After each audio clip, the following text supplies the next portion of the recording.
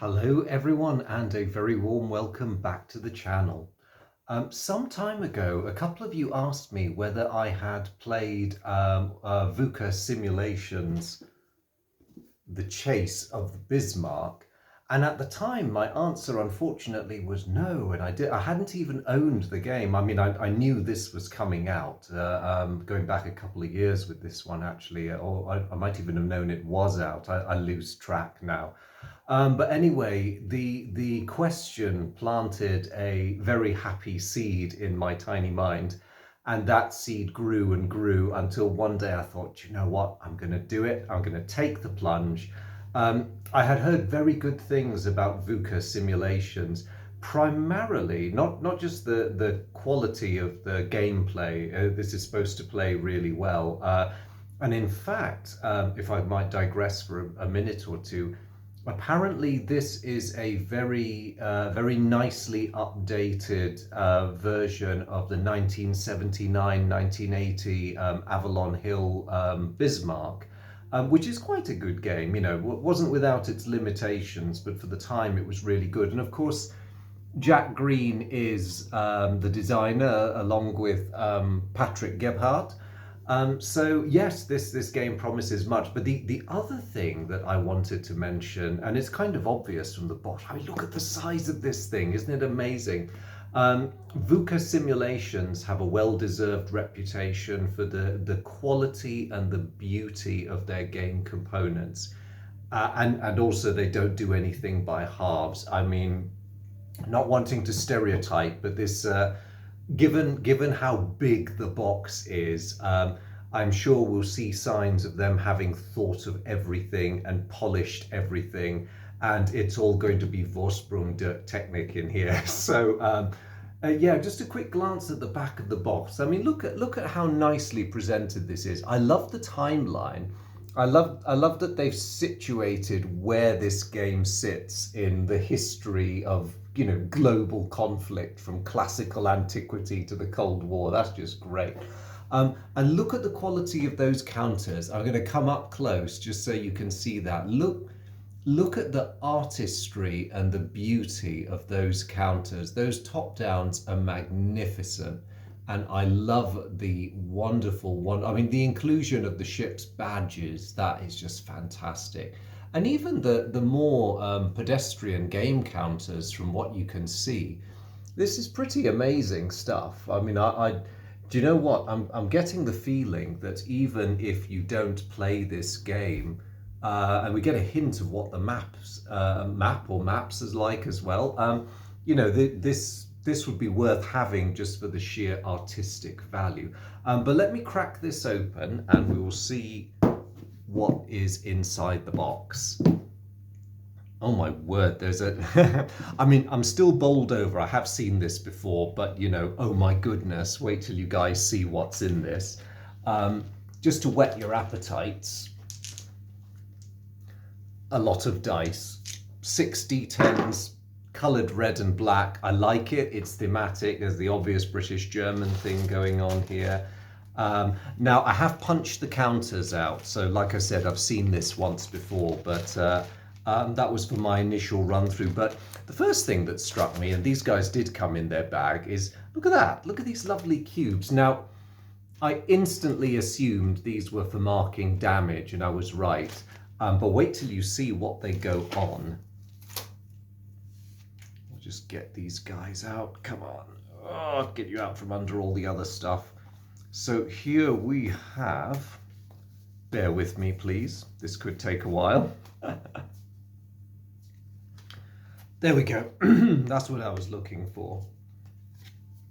Ship cards, very nicely backed ship cards, but look at that. Look at the wonderful, I mean, I was bowled over when I saw these. I mean, everything is pretty straightforward, you know, brilliant method of damage tracking. It's very visually appealing. I like how everything is, you know, important stats like the quality of a ship's radar and its speed. Again, you've got the ship's emblem. Basic data just for flavor. And the illustrations. Now, the thing I really like about these is they remind me of the US Office of Naval Intelligence publications, because they would always do this sort of nice topsides view and a profile view. And it's really, really great to see this game being given the same treatment. So you see, the format is very nice. And, you know, these things are small. Well, I say relatively small. You can have your fleet laid out. And having these tracking damage, etc. on them must look absolutely amazing. And there are a lot of them, of course, because, you know, more than just Bismarck and Prinz Eugen could have taken part in Rhulebook. In fact, I think the Germans really understandably wanted more to take part in Rhulebook, but various factors, including the British, prevented that from happening. The Royal Navy, of course, has a nice chunky stack of ships. You know, Britannia rules the waves for a reason. But you don't just get the Brits in this. I'm very pleased to say the United States is represented as well, because, bless them, during the Bismarck campaign, as is better known now than it was at the time, the US Navy was, as it did on a number of occasions, stretched the interpretation of neutrality quite far. And this game offers you the possibility that certainly the old USS New York, the sister of USS Texas, might have had an opportunity to engage Bismarck. Now, whether they would have wanted this opportunity is another matter. But the fact is, you know, it adds an extra complication because, of course, the United States is still neutral, officially. Here are the lovely ship counters again. Now, of course, I've bagged them because otherwise it would be a hideous mess, and I do want them protected. Oh, there's dear old Exeter looking awesome. I hope there's not too much glare across the camera there. The stats on the counters are pretty simple. It's just a repetition, importantly, of their speed, type, radar quality. They don't clutter these with too much info, which I really appreciate, because that would mess up the beauty of the ships. And of course, oh look, by sheer coincidence, Bismarck and Prinz Eugen are side by side with in the German bag. How's that for appropriate? Look at the aerial reconnaissance markers. I like those graphics. They're very evocative of the kind of art of the 1940s. I'm sorry it's a bit fuzzy. I'm trying to show you through the bag with my big fat fingers. If I tried to hold these up, just gripping them, it wouldn't look so great. But look at that. You can tell that these guys have really thought about the aesthetics of the game. And it's true of everything. You've got the, you know, propulsion damage markers, torpedo markers. The colors are consistent. You get sort of very dark gray, black for the Germans and red for British Allied. Convoys and sighting markers and similar come in a sort of various shades of brown or terracotta. I like it because, oh, here we go. Here's the good old US of A. There's USS New York. I've gone and lumped the other markers together with them. So it's a two-tier system in this game. If you're wondering why there's long ship counters and short, stumpy ship counters, these guys are actually the real meat of the game on the strategic map. These are what you maneuver across the big maps. When your task forces meet, it's when these guys come out and the fun starts. But as you can see, there are endless mountains of counters. Now, this game has a lot going for it in terms of counters. There are counters for fuel, for ports, bases. Aircraft get their own markers. I mean, there's a mix of Sunderlands and Swordfish in this one. Of course, the Germans get their Condors and other reconnaissance planes.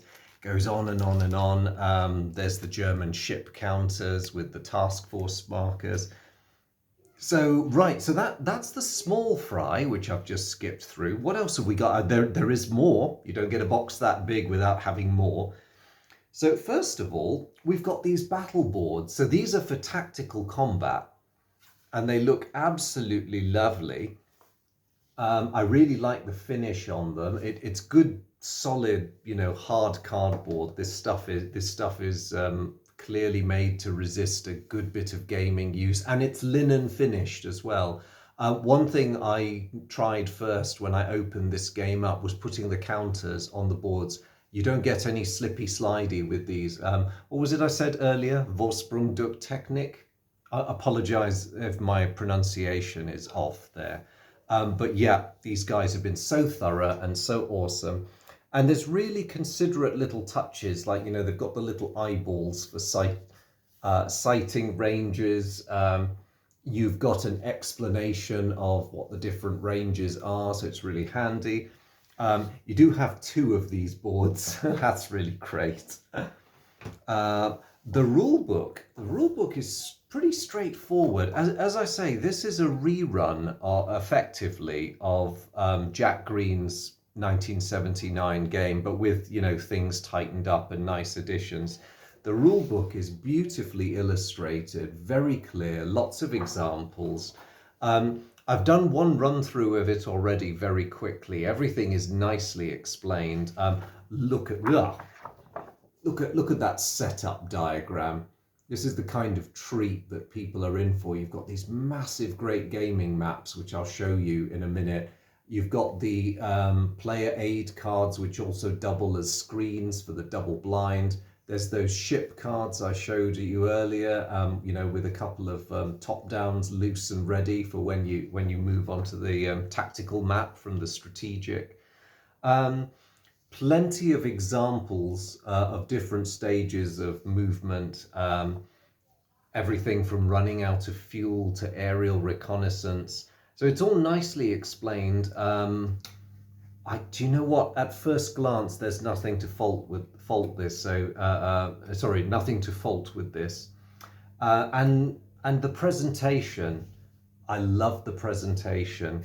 The design's really tight. There's no wasted space. You know, the rules are only about 20 pages long, because by page 22, allowing for all the graphics, you suddenly find yourself at the designer's notes. And there you go. And then there's a glossary. And then you see the graphic touches again. I love this. They did not have to do this, but you get this beautiful summary of all the top downs in the game. And it's just really, really lovely. So, I mean, I haven't even finished showing you guys everything yet, but well done, Vuca. This game is beautiful, and I mean it is beautiful. Again, thick card, lots of thick card in this. You get the setup displays for both sides, so you've got this lovely quick reference. You won't need these again in the game once you have placed most of your ships. There are some optional scenarios where you might want to use the holding boxes, but if you're playing the basic historical campaign, you just set the guys up as shown, and then you can reverently put these away. A fairly imposing image for the German setup, and in terms of numbers, an even more imposing one for the Royal Navy. But of course, you have to find the Germans first, which is most inconsiderate. Here are the player aid cards. Now, the setup I showed you in the rulebook kind of belies the size of these things. Now, look at that. Look at that loveliness. And it's very good stuff, because you can see everything is in large print, so you can have this set quite far away from you and you can still see everything clearly. Most of the game tables you want are in here. The rest of them, very handily, are printed on the map. So once you get into the swing of this game, and to be honest, it looks like the sort of game you could just play using the player aid card, only checking the rules when you need to. You know, everything you need is in front of you. You don't have to keep flipping back into the rule book. And how's this for another nice touch? Again, whoever's running their art department needs a pay rise. So, of course, you get this lovely, lovely graphic of a King George V class battleship. So it's very obvious that this is the British player aid card, and you can intimidate the German player by making him look at that. Equally, however, the German player has got this lovely graphic of Bismarck on their card, so staring right back at you, Brits. And of course, it's precisely the same thing on the reverse of the German player's card. So you get exactly the same game data, but I love the fact that they took the trouble to do this. That is just so amazing. Well done, guys. Well done. I'm rapidly running out of superlatives, so I'm probably just going to keep saying well done, well done, well done. But I think Vuca deserves it. Player aid cards for combat, because combat can be quite involved, and it's really great. I mean, there's only, no, there are 2 of these. So again, each player has one. How thoughtful is that? Combat sequence, all the various elements of combat. Thanks to these, again, you don't have to refer to the rule book. And I like that these are on separate cards because, of course, most of this game is going to be about the cat and mouse. Most of this game is going to be strategic. You're going to be wandering around on the big maps. And only occasionally, I mean, if the German player plays his or her ships right, you don't actually want to use these that often because you want to be finding Allied convoys and sinking them and then scuttling back to a safe port. It's more the British who want to use these, and then with some trepidation, depending on who finds Bismarck. Speaking of the maps, I was going to get to these guys eventually. So, first of all, look at the thickness. That is one player's map folded. So yeah, big, very, very big. And this, I'm just going to unfold it as much as I can without causing chaos and mayhem. So here is the British player's map. And there is a huge amount to admire in these guys, because look, gaze in awe upon this awesomeness. I mean, just look at, I'm doing a lot of peeking over my fence at you guys. Isn't that magnificent? And look at those lovely holding boxes and, you know, aircraft carrier, aircraft handling boxes, fleet stats, main convoy routes highlighted. But again, kudos to the art department. The design of these is so tight, so incredibly tight. The aesthetics are so much in line with the charts that were in use at the time. Very little not to love. Bases and air patrol zones are marked out, so you can see at a glance what you need to see. I mean, some of it you have to squint a bit because, you know, if you've got eyes like mine, there's going to be a bit of like, what? You know, tiny things like the holding box for Scapa flow. And I must admit, actually, this is more the fault of my eyes rather than game designers. The weather change tables, some of them are a bit on the small side. But that is the British map. And the German one, I'm just going to hold, because they're both on the Scandinavian side. See if you guys can spot the difference.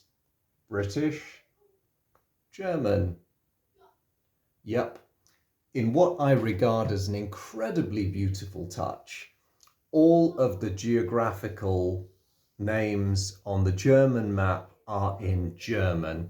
Isn't that just incredible? And it's such a simple thing, but at least a couple of other, you know, find and sink the Bismarck simulations that I can think of.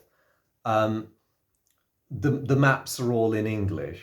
And okay, fair enough, they're designs that have been made in English, but I really love this. In terms of immersing you in the thematic nature of this game, I think having maps with the, I mean, look, there's France, and, you know, it's just such a wonderful touch. Now, of course, again, they appreciate that they're mainly dealing with an English-speaking market for these kinds of war games. So all the stuff that you need to know for gameplay is in English. But again, yes, the canal, the channel. Yeah, well, there we go. Sorry, I have been burbling on for nearly 20 minutes about how beautiful this game is. There will be a video to follow fairly soon where I shall be doing a sort of, at a minimum, a full turn playthrough to show how this game works. I think, unless you guys want me to, playing a full scenario would probably occupy a lot of videos. So what I'm hoping to do is at least play one turn so that you can see how this works. And I'll try and make sure that there's some tactical combat so that I can show you how that works. But I certainly hope you've enjoyed watching this as much as I've enjoyed presenting this. It's not often you see a game so beautiful it quite literally takes your breath away. So I think we're off to a good start here. But yes, thank you guys very much for watching this video. And to those of you who asked me in the first place about whether I had the Chase of the Bismarck and have waited so long for me to get round to making this video, thank you for your patience. Yeah, I hope you've enjoyed it. Thank you as always for your company, and I look forward to seeing you guys in the next video when I embark on the playthrough. Take care. Bye.